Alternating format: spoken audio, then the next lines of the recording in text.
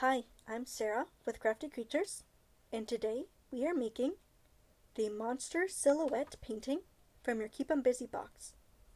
For this painting, we will need a canvas panel, our paints, and some paintbrushes. And from home, let's find a pencil and eraser, a scrap piece of paper, a cup of water for washing brushes, and a mess-friendly place to paint. Now that we have all of our supplies, let's get started.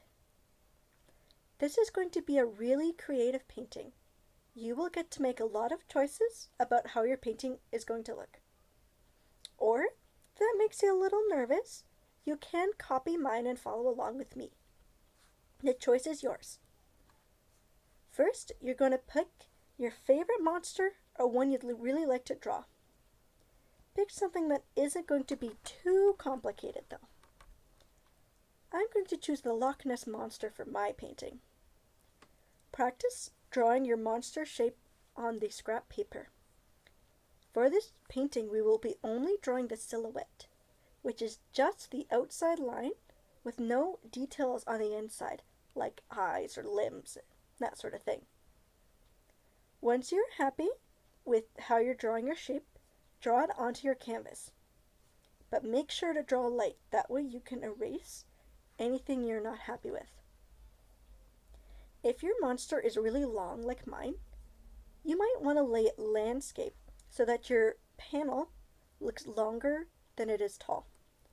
If your monster is very tall and stands upright, maybe lay your panel portrait so that it looks taller than it is wide. Turn it around a couple times to find the way that'll look best for your monster. Lightly draw just the outline of your monster shape with a pencil. If we draw really light, it makes it a lot easier to erase any mistakes. Now for the fun part. We need to add a scene inside of our silhouette. Think about where you might see your monster or where it lives. A monster like Bigfoot lives in the forest, where you might catch a dragon in the sky or in the mountains. Or in my case, Nessie lives in a big lake in the Scottish Hills. If you aren't sure of your idea, practice drawing it on your scrap paper. Draw it very lightly and only inside of your monster outline.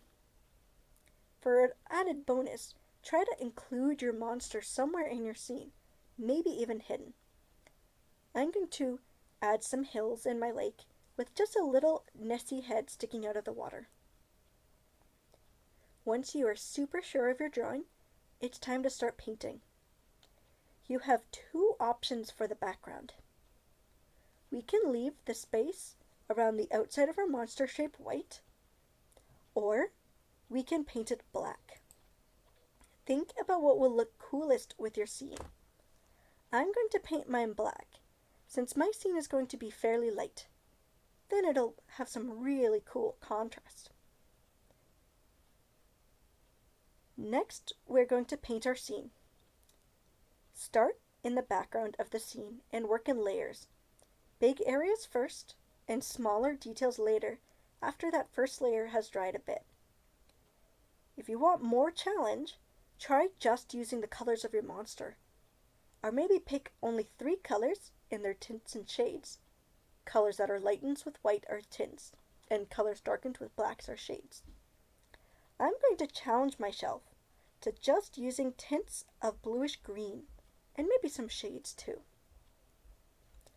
This is your painting, so take some time to think about how you want it to look, and any cool things you would like to try. Take time as you paint, and let your layers dry before going over them or adding other details. Try your best to keep all of your scene within your monster outline for maximum effect. Be creative. Once you've finished, let your awesome monster painting dry completely before moving or touching it. Thanks for painting with me today. I'll see you wise owls next time with a new craft. Goodbye.